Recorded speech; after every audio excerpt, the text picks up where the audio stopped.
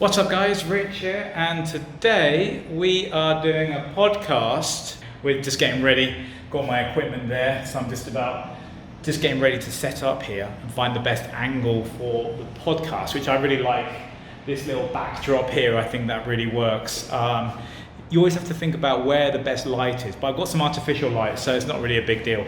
It's going to be a really interesting interview, really excited to see what comes out of this interview today. So stay tuned guys, the video is on its way.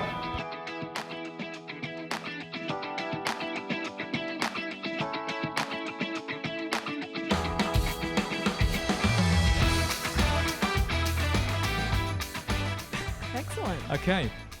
Welcome to another edition of the Rich Varney Show podcast. Here, my guest on the podcast today, her name is Graciela, and Graciela is the general manager for Sotheby's International Realty here, located in Guadalajara. Thank you so much for coming on the show. Thank you very much for inviting me. I'm so excited, Rick. Brilliant. Welcome to my office. You know, it's really fun doing these podcasts because I get to meet all these great people in the business of real estate. And I tell you what, guys, the people who are into real estate love talking about real estate. I don't know what it is. Yes. Would you agree? I agree, completely agree. We're all about real estate. We're going to be talking about what her job entails here in Guadalajara in the office and how she helps her agents. Also, in this podcast, we're going to be covering, what's the market doing in Guadalajara at this moment in time. Yeah, we're going to be covering, number one, we're going to be covering what's the market. What's been happening in the market here in Guadalajara? I mean, Sotheby's International, they're a very prestigious brand worldwide, and they have got definitely their fingers on the buzzer when it comes to, or their fingers on the pulse when it comes to the real estate markets. And I'm sure in many different countries, and Mexico is just one of them. We're going to be covering that. What's happening in the real estate market in this moment in time? We're talking a little bit about what's been the changes with COVID and all that kind of stuff as well. Just so you know, we're also going to be talking about her demographic, the kind of clientele that Graciela, her office, deal with on a weekly, daily basis. And I'm going to ask a couple of questions that she's not kind of going to be ready for, so we'll get some real answers from her as well. We're going to be also talking about how the real estate market has been reacting to the current state of affairs. I mean, not going too much into the political side of things, but more the climate, of are we seeing more people traveling to Mexico at the moment? What are they looking for when they are traveling to Mexico? Because this office, they do deal with a lot of foreign business. So we want to get into that conversation because, most of you guys who do watch my podcast and watch my YouTube channel, if you haven't already, think about subscribing. I'll leave the link in the description down below, guys. It's Rich Varney, do videos every single week. Anyway, enough of that. But we're going to be going into all these different aspects of the market here. Who are her clients? Why are they buying in Guadalajara instead of other areas of Mexico? What is it about Guadalajara that appeals to foreigners coming to town? What are they looking for in Guadalajara? I mean, what are they finding it as well? Because I'm sure you deal with clients who they buy something and then they come to you and say, can we sell it? We certainly do both sides. So you get a real grounded idea of the market in general, who's buying, who's selling. Yes. First of all, I know I did this. I always do a little bit of introduction, but I want to pass it over to Graciela, and I want to get her to just share with us, why it's kind of interesting, why she chose to work for Sotheby's International Realty instead of like another office. We don't want to get her sacked or anything, but we want to find out a bit of nitty gritty of why she's working for Sotheby's. What does Sotheby's present her compared to other places, other realty offices here in the city, what made her really start in real estate in the first place? Interesting. Thank you very much for this opportunity, Rich. Well, first of all, I'm not originally a realtor. So when I started my professional career, I studied law here in Guadalajara many years ago. And I moved to Puerto Vallarta like about 15 years. And I started working related on the real estate business with the closing, on the legal closing of the transactions. So I used to work for an escrow and title insurance company back then in Puerto Vallarta, and that's when I met realtors. And I found it very interesting the way they perform, the kind of businesses they were able to do, and how much money they were earning. So Don't give away our secrets.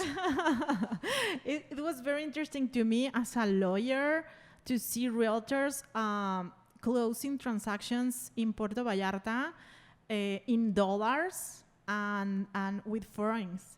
So I was on the foreign market because I was servicing an American founded company and a foreign company working in Mexico to serve American and Canadians buying real estate in Mexico. But I was on the wrong side of the table in related to commissions and to the possibility to make great deals. So I was doing all the hard work as a lawyer, making the escritura, the title deed, and making all the documents for the closing. But I was just seeing the checks pass in front of me. So it was a time that it was very interesting to work in Puerto Vallarta precisely because it was the booming of the second home market and back then. So what year was that? It was before 2008. Before the crash, it was booming down there. Exactly. Yeah, okay. It was booming. It was very interesting, very fun to work over there. And that's how I started looking to real estate as a business. I get into interested to know how it was. So back then, I came back to Guadalajara after the crisis, and I decided to get into the real estate business as a realtor. So I was kind of tired to be 100% lawyer and be very serious. So I wanted to have fun and to enjoy, because that's the things I saw in Puerto Vallarta from realtors I met there. They are wonderful people, and they enjoy life all the time. They were joined to open houses and like offering parties and doing marketing stuff. So I think back very deep in my heart, I had like that marketing side inside of me. I didn't have the opportunity to explore as a lawyer. So that's my truth. That's the real deal of how I decided to start or explore as a realtor. A lot of people tell me, how if you're a lawyer, you decide to go as a realtor, it's not like the same. Well, I will say I like much better my job as a realtor like a lawyer, because I'm not like controversial person. I like to do businesses, and I like to to close. And I think my legal background helps me with that, because I have the opportunity to analyze a situation or a deal, and I'm able to get the best of the two parts and to make them to close a deal. So I think I have the best of the two worlds. I think it's great what you said. As a lawyer, you're kind of never. As a lawyer, I don't think you're looking for that win-win scenario.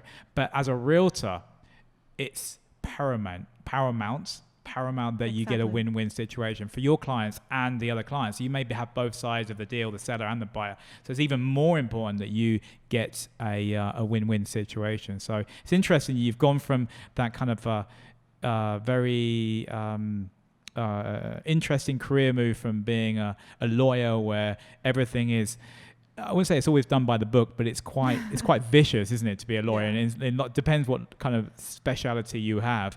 But then going into real estate with that background of being good with the paperwork and being good with the documentation that is required, I think that's a really good mix. Yes, I agree. So that background have helped me to be able to help clients and now my team of agents I'm managing here. So I never imagined I will end like a director of a real estate company. Never in my life, but one thing gets to another. So you're essentially a broker now. Yes, I am the broker. Absolutely. You So know. I'm also closing transactions. So from time to time, special transactions, big transactions, but I'm, all the time training the team, leading all the operations, leading the administrative things and everything. But the thing I like the most is, the situation with the client, the negotiation part. That's my specialty, I will say. So even though you're managing now, you're still involved in the deals. Yes, I am. Yeah. I'm just gonna lean over the table and get my water. Here you are. Thank you. Hold on, I'm just gonna need a little sip of water here. Okay. So that's the reason why I get into this business, for a little envy with my, fellow realtors I met, and I served as a lawyer back then. And then I met Sotheby's International Realty. More. Yeah, there you go. Well, let's get her in the full picture here. We're like moving. Yeah, that's better. Yes, thank you. So in 2008, when I came back to Guadalajara, my former boss in the escrow and title insurance company acquired the franchise for Sotheby's International Realty for the whole country in Mexico. So they invited me to participate as an agent at the beginning, because I was very tired at that moment, and I came back from Puerto Vallarta just in the middle of the big crisis, the boom of the crush. 2009. 2009. Yeah. So I decided not to work too much, and I decided to take like a break.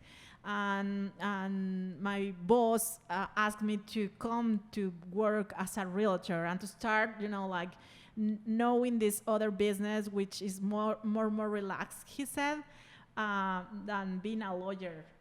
But I think it's very interesting, because back then what we do at that time was to create a portfolio of big properties in the whole Mexico, because we, at that time, Sotheby's International Realty only had 2 offices open, Los Cabos and Riviera Maya. Yeah. Right now we have 6 offices. Okay, great. We have Monterrey, Mexico City, Riviera Maya, Los Cabos, of course, Guadalajara, and San Miguel de Allende and Querétaro. Great. Yes. Great. So you're covering all the most important parts, the touristic parts, where foreigners come and buy real estate. Exactly. Our target market is very determined to be serving sellers and buyers on the second home markets, the premium second home markets in Mexico. Okay. Mm-hmm. Anything above? Like I'm just following the conversation here, guys. So I'm curious. Where does that premium market start, Graciela? What's the price range from the premium and up? It's a very difficult question to answer, because it depends a lot on the location of the property. Yeah. So I will say every office has a different price point. Starting point? Yeah, I will say it's not the same Los Cabos than the Riviera Maya. I will say it's more expensive in Los I Cabos. think Los Cabos is the most expensive market in Mexico. Yes, because generally. It's nearer to the US border. Exactly. Easier to travel across and so forth. It's just like a weekend. It's a weekend. That's pretty cool. It's pretty cool. Wow. I mean, so Sotheby's has been operating here in Mexico since 2009. Then. Exactly. Yeah. Well, our brand is very focused or targeting the best of the properties in the whole world. Okay. Right now we have, I think, almost 1,000 offices of Sotheby's in the whole world. Sotheby's was created for it being an auction house, exactly. Correct? That was its first kind of business model, yeah? Exactly. Back then in 1744, and in the 70s, in 1970s, the brand decided to create the real estate company. So they decided to go for a Sotheby's International Realty business, separated from the auction house. You deal a lot here with Sotheby's International Realty in Guadalajara. You deal with a lot with the foreign market, right? With Yes. Americans, Canadians. Can you give us a little bit of insight into what the percentage is in your deals that you and the inquiries you get from the international market? Mm-hmm. Well, I will say Guadalajara specifically, as it's a very domestic market in general, but I will say thanks to the brand that we are managing here, we are having, I will say like a 30% of our clients are foreign buyers and sellers. That's quite a big percentage, actually. Yeah. It's very interesting because due to the exposure that the website of Sotheby's International Realty among the world, we are having a lot of attention from buyers or from sellers that are interested in our services. So this is very interesting for us because I will say there is just a few brokerages or offices in Guadalajara that are like receiving the foreign market. It's interesting. A handful. It's a handful. I mean, we're not going to mention any names because it's not about advertising other offices here today, guys.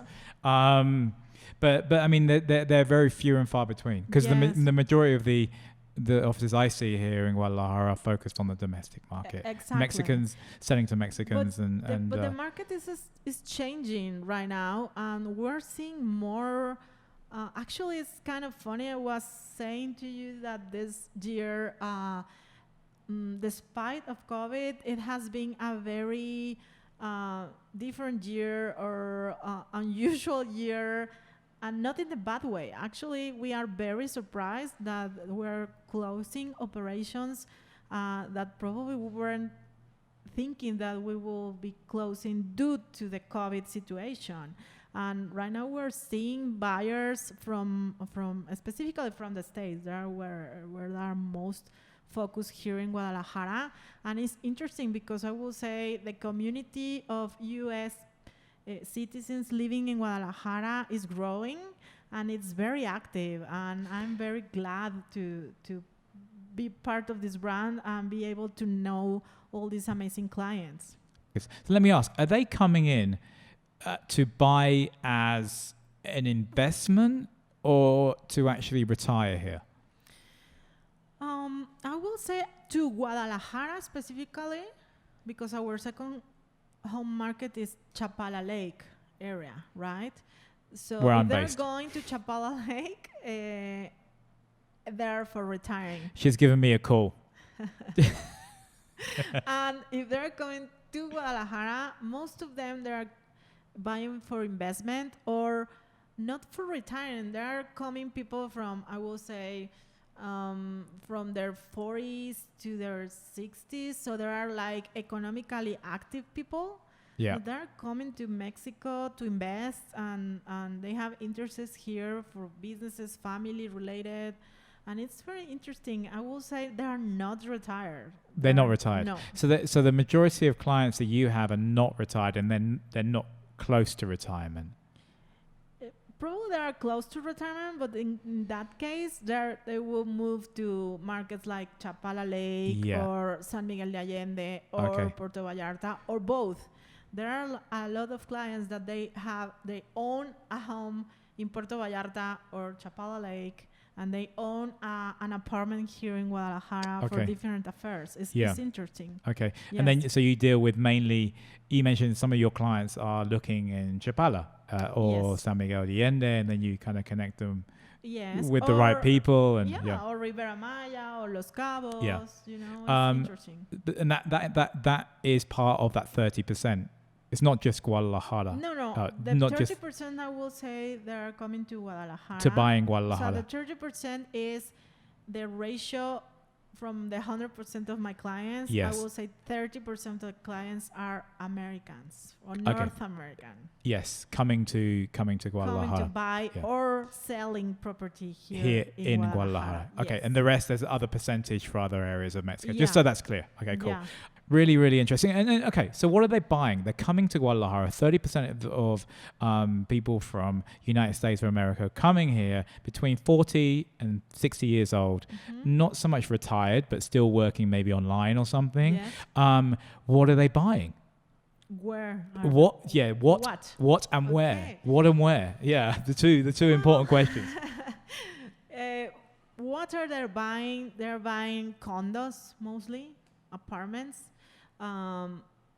Some of them they are buying houses in the historic Guadalajara, like Colonia Americana.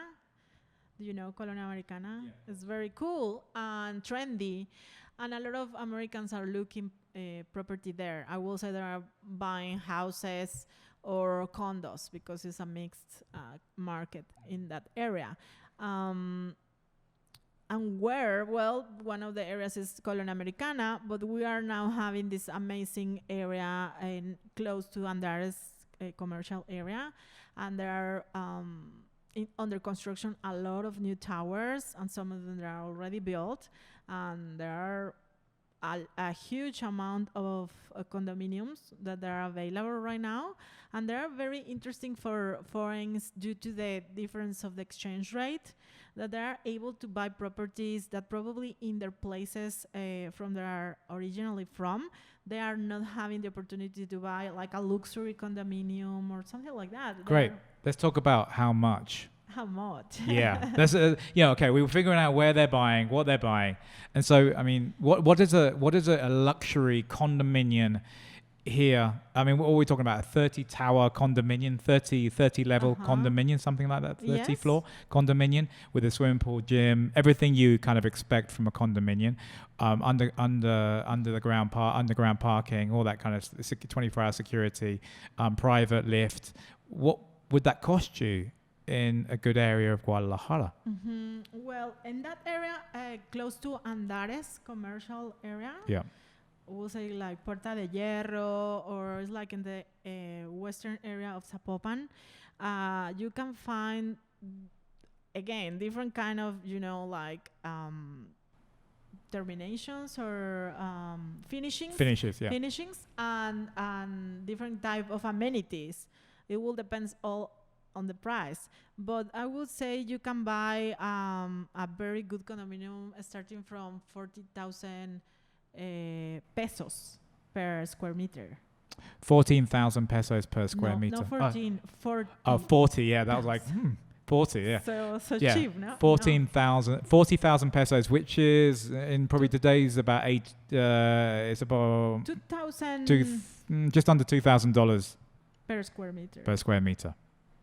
Yeah. That makes sense to you? Okay. Yeah. Absolutely. Yeah. And overall price, what are we looking at? 400,000 US? Yes, I will say. Around 2-3 bedroom? 2-3 bedrooms with pool. What are these, 150 square meter condos? During COVID, I mean, we all talk about this. All the realtors are always talking about COVID and how it's affecting the business. And a lot of people say we're quiet. There's nothing much going on because of COVID. What's your experience been, Graciela, here in the office during, guess we're still in COVID. What's your experience been during COVID? Like, I don't know if we're at the tail end of it now or we're still in it. Maybe we're still in it. What's your experience been here in the office dealing with agents? How are they coping with it? Are the sales coming in still? Yes, it has been a very unusual situation, and actually it has been much better than we expect to. At the beginning of the COVID situation, we were very worried about it because we haven't had, no one had this situation before. But thanks to the technology, I'm proud to say that we have been able to deal with this. We have been closing transactions every month since March, that the office is practically closed. I mean, like, we're hosting like today with you, certain meetings on our meeting room, or the agents are hosting closings here at the meeting room.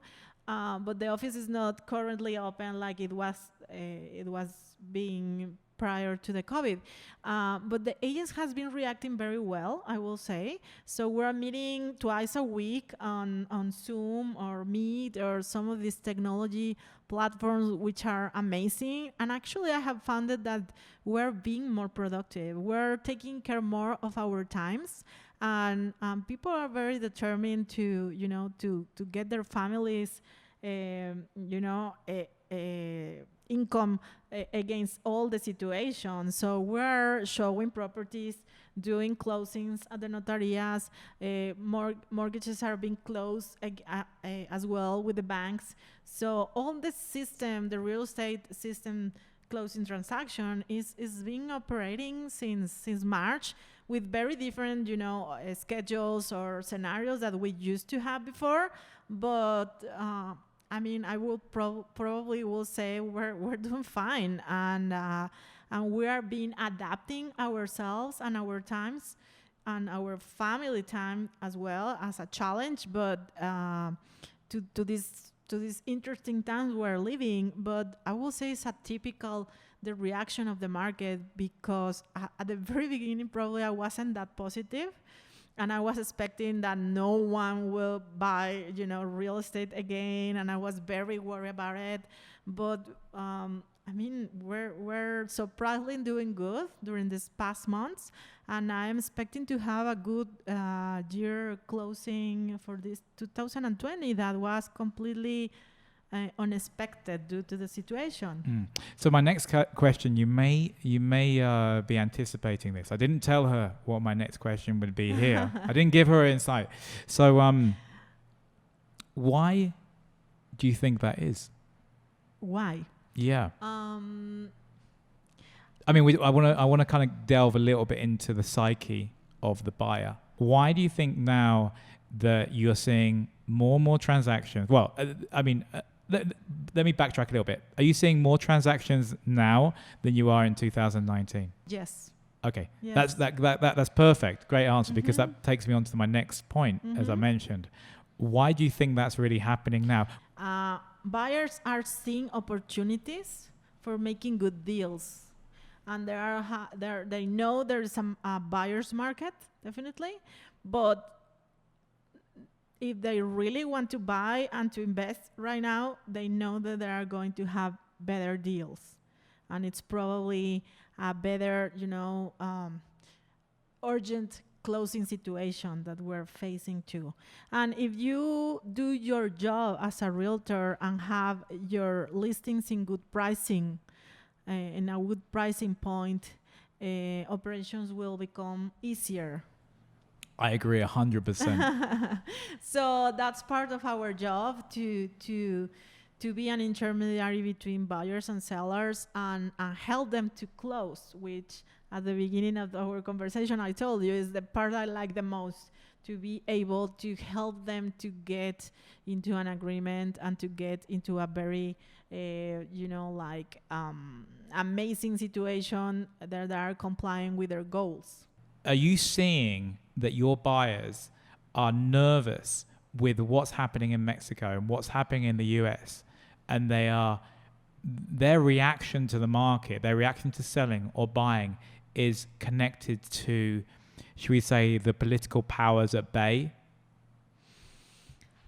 We're always connected to political and economic situation and developments. As I have been here with Sotheby's for more than 12 years, and we have had all different kind of scenarios since then. And I have seen presidents go back and forth in the two countries, in the States and here in Mexico. We have had other crises like, well, not like COVID, but different kind of crisis that we have been experiencing in the past. And I will say real estate is always there. Real estate business is always surviving, and it's amazing. And buyers and sellers knows that. Probably it will be like a factor that will be encouraging people to buy or to sell more quickly, or to become more flexible and to facilitate the business. But certainly it's a very important factor that will make the deals go faster on completely, get stuck. So the answer is yes. I mean, definitely what is happening in the States and in Mexico affects, and the interesting thing here is that buyers and sellers are becoming more savvier, and they are becoming much more, knowledgeable about the markets that they are really interested in. So as facilitators of the business, it's very interesting because sometimes the buyers or the sellers, they know more even than realtors about the market they're interested in. So, which is amazing to me is that a lot of operations are happening due to all these, extreme factors that we're seeing on our screens and on the news and everything. But what I am experiencing right now in this company and in this position I am right now is that buyers and sellers that are really know what their objectives are, they are really moving forward and they're really motivated. Close. Exactly. Yeah. Mm-hmm. Yeah. I think in the next few months is a lot of inventory here in Guadalajara and probably in other cities. Have you seen the inventory go up through COVID, or is it pretty much? It's kind of flat. It's flatlining a little bit. Yeah, it's flatline right now, but my prediction or my feeling is that probably in the 2021 we're going to see much more inventory because people that have not had taken this opportunity during these months, they are going to get desperate next year, I think, and they are going to I don't know how to say it. You mean the sellers will get desperate? The sellers, yes. And so you'll see more buyers and sellers out there, or just more sellers? Well, I think buyers, they are waiting. A lot of buyers are waiting for new opportunities and for deals to get down. Pricing. Would you say a lot of the conversations you have with people on the telephone, Mexicans, Americans, everyone, foreigners, would you say a lot of the conversations are people are still waiting for the prices to drop a little bit more as well? Yes, a lot of people are waiting for that, and we are seeing very low offers at the beginning. But we as Mexicans, we really like to throw low offers. Is that? I mean, it's funny because when I had we did the podcast with Chris said that the Nationals love to chuck in some really low offers just to test the water. Is that a cultural thing here in Mexico? That's a cultural crash you will find if you come to Mexico. Do some people get offended? Do some people get offended when you chuck a really low? I mean, what would be give me an example of a really low offer? Oh my God. Well, I don't know, like 20% down to the listing price. It will be a low offer. Okay. So $1 million house, 800,000. Yes. And you will start playing, with offers on counter offers, and it's a very patient kind of attitude that you need to have as a realtor, because you need to really guide the clients to get into a successful transaction. Because if the clients are very emotional, they can get mad or desperate. That's one of the reasons why I completely recommend the clients to get the services of a real estate agent, because we really are, I don't know how to say it, but doing our skin is very, very thick, and we can deal with this for you. So definitely that will be my recommendation to any person that are intending to buy a property in Mexico. I see our job, just carrying on from that, I see our job slightly as a therapist. I agree. We're like a therapist, real estate, customer service, and of course the sale. Yes. But I think before the sale is a therapist, someone who understands the needs and wants of the client. So you have to be really good. I think to be a really good real estate agent, I think you have to be really good at customer service and have that as your number one goal. That's amazing, and definitely customer service and the post sale relationship with your client So important. is so important. And I will say that will make completely the difference between a good agent with the one that is not. Yeah. I mean, I go to lunch, breakfast with all the people I sell real estate to. We become friends. And that's just because you spend a lot of time together, you know. And if you're hard selling someone, guys, and you know what I mean by hard selling someone, when you don't listen, that's when you hard sell someone. And I've had a few experiences here in Mexico about that, and in England, people trying to hard sell me, and you miss the most important point, the point of listening, because if you don't listen, you never know what your client really, really wants, even if they're telling you something different. But you have to read past what they're even telling you sometimes. Completely agree. Yeah, and The Psychology of Real Estate Selling by Rich Varney. No, I love it because I'm always telling my agents things like that, because all about real estate is to listen the needs of the client and to anticipate what the client is going to like or going to decide. So we are always need to be like a one step forward to the client, and that's precisely our job. And you develop a skill that probably isn't in any manual, but it's a very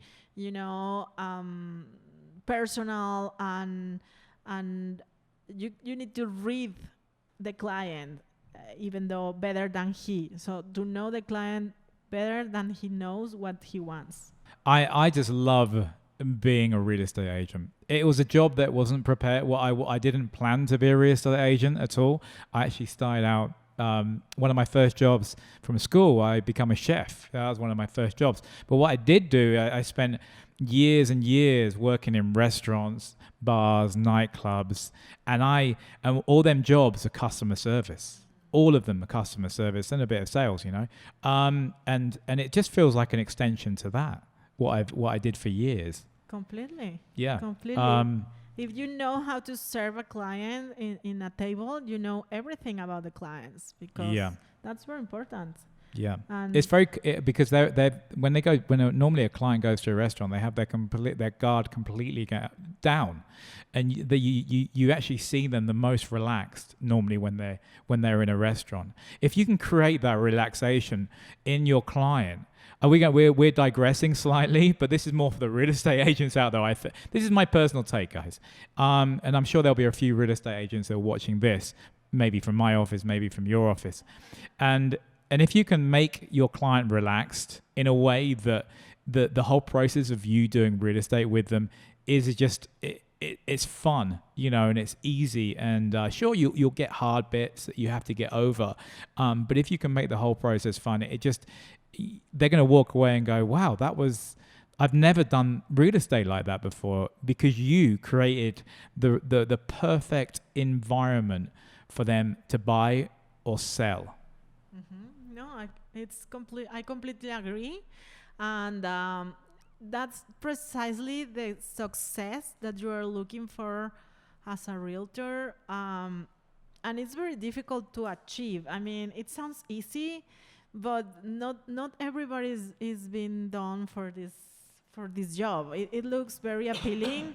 Actually, there are like programs of TV shows on the States, reality shows, and it is very glamorous and very interesting. And it could be like that, but to close a transaction, it's a very emotional, and you need to have a lot of intelligence in that regards. Yeah, checking all the numbers, checking all the contracts, making sure you have the right paper. I mean, the list goes on and on. We're not going to get into that. Right? This is not a training for new realtors out there thinking, we'll I'll maybe do another podcast about that. Anyway, guys, and get some other agents on, and so.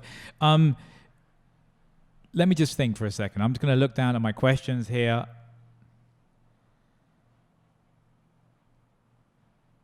I think we've covered quite a lot. I mean, I've actually covered all my questions here and more. So this has been great. I want to just ask, because maybe Graciela, she's got something else she wants to say, add to this podcast today, and then I'll close everything off. Thank you very much.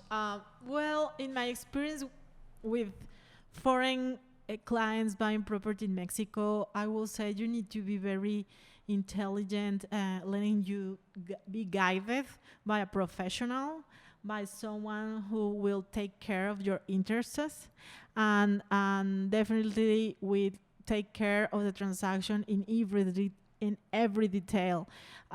Mexico law is, as a lawyer, I have to say Mexico law will be very different from other countries, and there are some things that probably will amaze the client or surprise the client with certain information that they are not used to, and in other things we're very similar to the closings in other countries, but definitely it's a process that as a client, buyer or seller, you need to be advised by a realtor, by a lawyer, by a notary public. Even a national as well. I mean, I'm sure we'll have some Mexicans watching this podcast, and even the local Mexicans, where you sometimes think better to sell by owner, but it's not always the case, is it? Well, no. Where it's better to sell by by yourself. FISBOs, exactly, yeah. Well, we buy by yourself. Yeah, buy by yourself or sell by yourself. It's something that is not recommendable at all. Here in Mexico, neither from Mexicans or from foreign clients, because actually myself, I just have sold my own house a few months ago, and I hired one of my agents to represent me, because when you are directly related with the business and your interests are being there, you need someone to be, like very objective and very cold in regards of the decision-making process. So for me, as a broker, it was a very interesting experience to be a seller and to be represented by a very good agent. She did a very good job, and she was, guiding me, even though I'm an expert. But you never need to be represented by yourself, because you need someone to go back and forward with the buyer, and to give the bad or the good news to the other party, and to negotiate with them, and not putting you on the position that you are dealing in front of the other party and having like difficult decisions to make, and being afraid that the negotiation is going to be ruined because of your decisions or what you are feeling right now, because it's your money and it's your house, and you get involved and you get emotional. So I will say I recommend it to myself to be represented by an agent. We've talked about so much stuff in this podcast. I'm really grateful. Thank you so much, Graciela, for coming on the podcast. Guys, I would leave Graciela's details down below in the information of the podcast. Feel free to contact her here in Sotheby's International Realty in Guadalajara. She'll be happy to help you list your property, find your property here in Guadalajara. I work with the Sotheby's office here, with Chris, with Graciela, and we all work together. But her details will be down in the description, so go ahead and contact her. If you need information for buying real estate in the area of Lake Chapala, you contact me, guys. You know that, right? So I always leave my email in the description down below. Contact me with any questions you have about buying or selling real estate in the area of Lake Chapala, Jalisco, Mexico. This has been so much fun. I'm going to close it off. Thank you, guys. Thank you all for listening, for watching. Whatever you are watching, you can listen to it on Spotify, Stitcher, on Google Podcasts, wherever you want to listen to it. Hasta luego, amigos. Oh, by the way, guys, remember to subscribe, hit that notification button so you get notified for all the videos I do on a weekly basis. Ciao. Hasta luego, amigos.